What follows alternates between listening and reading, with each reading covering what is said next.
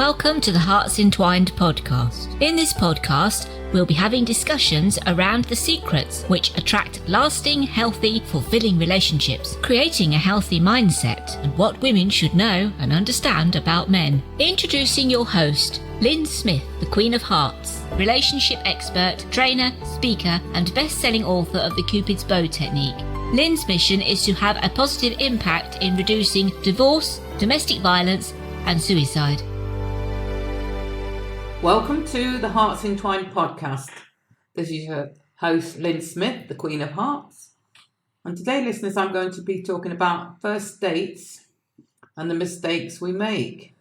And the reason I wanted to talk about this is because I think we can learn a lot about the process of dating through our first impressions and how our first impressions can sometimes make us filter people that might be a good match for us down the line out of the equation and not even considered. So let me explain what I mean about that. So first dates can be with people we already know, can't they? They can be through people that we've got to meet, via social activities, groups, or in the workplace or whatever.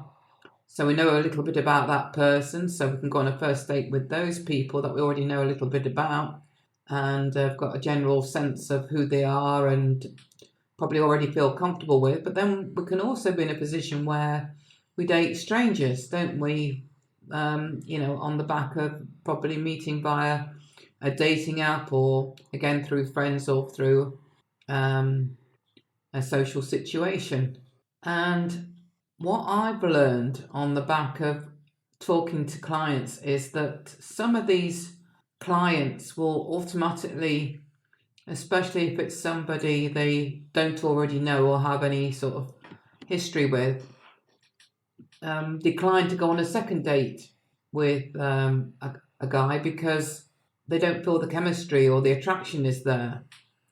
And I want people to probably reconsider that.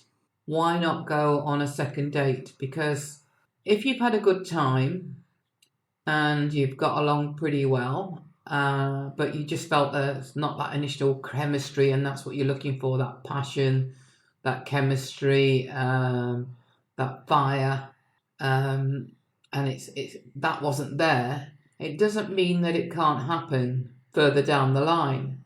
And I thought it was interesting that there are some researchers that have done studies on this question of, what happened on your first date, what happened,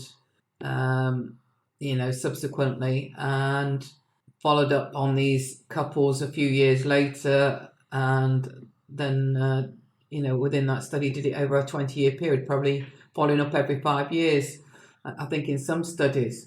And what was interesting was that sometimes on first dates, people are very nervous, aren't they? You don't know that person very well. And, sometimes it can be a bit like a job interview situation. So there might not automatically be chemistry and sparks flying to start with. And, that could be because there's no history between you initially. And what they found, though, through the studies that they've done on relationships is that some couples, when they first met, there wasn't no sparks because you don't actually know that person very well. So, once you've then gone on a subsequent few more dates, you start to learn more about this person, and then that chemistry grows and you start to like them, and they feel more relaxed and you feel more relaxed. So you get to know further down the line, after a few dates, a bit more about who they are and what they are. And then sometimes that chemistry just automatically kicks in, further down the line, not necessarily on the first date. And I thought this was interesting because, quite often we're looking, aren't we, for that passion, that chemistry to be there straight away, because that's how I suppose it's portrayed in fairy tales and on romantic movies quite a lot, isn't it? But sometimes, it can be that you might not actually initially like that person that much, but then once you got to know them a little bit, actually you find out, they've got really strong, attractive traits that you'd never seen before. It's like, I suppose, meeting people in the workplace, for example. There might be people that you met in the workplace that you didn't initially take to, but then down the line, once you got to know them, you actually like them, or vice versa. There might be people that you met in the workplace or on a first date where there was that chemistry and that attraction, but then, you found out along the line there wasn't much substance underneath it all and they weren't for you. So I'm just, I suppose, trying to educate people around giving people that you go on a date with, especially if you haven't had any history with them, a bit more of a chance. And rather than thinking about how you felt about them after that first date, think about how you felt about yourself, because it's an inside job, isn't it? Our personal growth. So I would suggest any first date that you go on, think about how you felt about yourself. Did you feel you had a good time?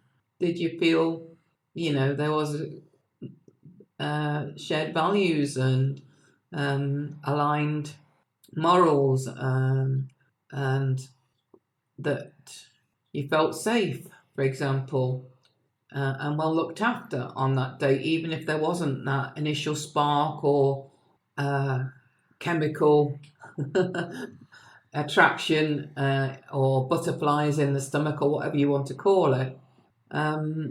Because, if you felt in yourself that actually, I actually had a good time and I enjoyed my date and I felt good, but probably at this stage it just felt like it was more friendship vibes. It might be worth giving that guy another chance in terms of a second date, because the more you get to know them, maybe the more you'll get to see the real person underneath it all, and it could go either way. It could be that actually it confirms what you first thought, that there isn't going to be anything more to this other than a possible friendship or nothing at all, because he's not a desirable guy or one that you feel that could have a healthy relationship. But maybe, just maybe, that chemistry kicks in later down the line, because they found after, as I say, doing these case studies, when people have researched, long-term relationships, that quite often there wasn't that initial spark when they first met them. But now, they're filtering the relationship through the lens of how they feel now, like 10, 15, 20 years later. And they're saying, oh, it's magical. There always was that attraction. But whereas actually at the time, it was recorded, there wasn't that spark. And they forgot about that because now they're filtering the relationship through a different lens. We can all change our perspective depending on where our experiences lead us in any specific direction, dependent on how it is for us at that moment in time. And it's time that will give you those answers. So what I'm saying is, don't automatically dismiss a date or a guy that you date, or vice versa if you're listening to this as a guy, on the basis that, you didn't initially feel there was sparks or chemistry, because you don't actually know much about a person on a first date if you've never had any history with them before. If they're an actual stranger, there is such a lot that we hold back on our first dates, and we can't really get a sense of a person just in an hour-long meeting over a coffee or a meal or whatever it is, or a drink. Just in that time, can we? We do need longer to really get to know somebody, to see the good, the bad, the ugly, the indifferent. And I feel that we don't really give sometimes people a chance to to quarters, I suppose, like they did in the old-fashioned way.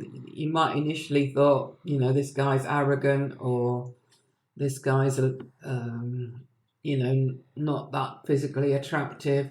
But actually, there's more to people than their physical attributes, and there's more to people than how they might come across in a first date if they're trying to impress. So I feel, for me, think about what it is after a first date that you're feeling about yourself. Is the key question. What do you feel about yourself after that date?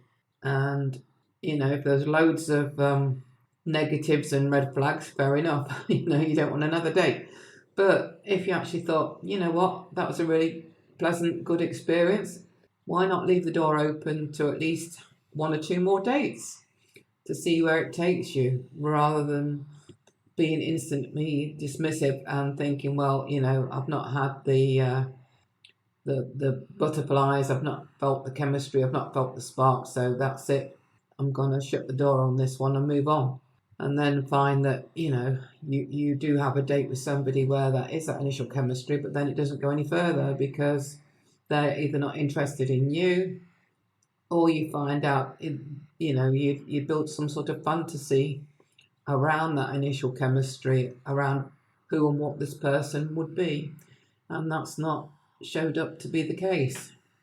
So I hope this gives you food for thought around first dates, regardless of what stage of life you're in, and thinking about them a little bit differently, hopefully, and trust that inwardly you have the answers.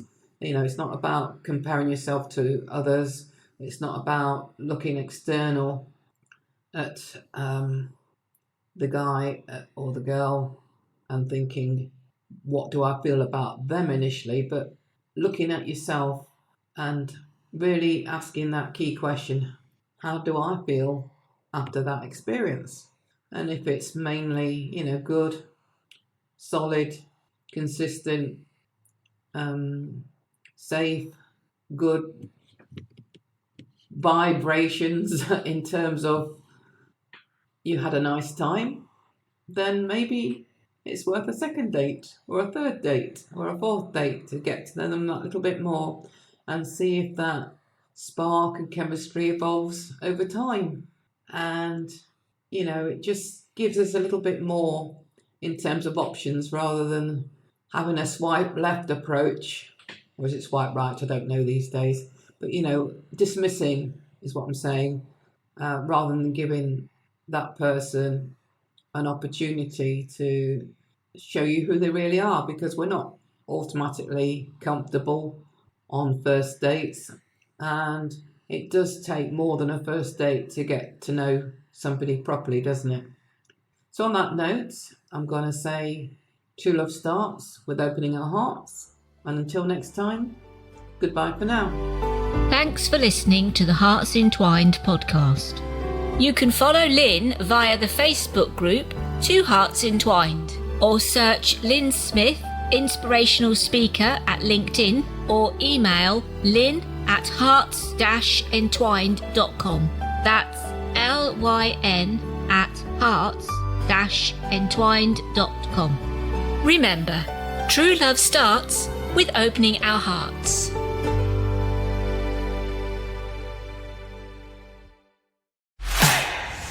This episode was brought to you by Disruptive Media, helping bold entrepreneurs stand out through podcasting, video, and social content. Visit disruptivemedia.co.uk to learn more.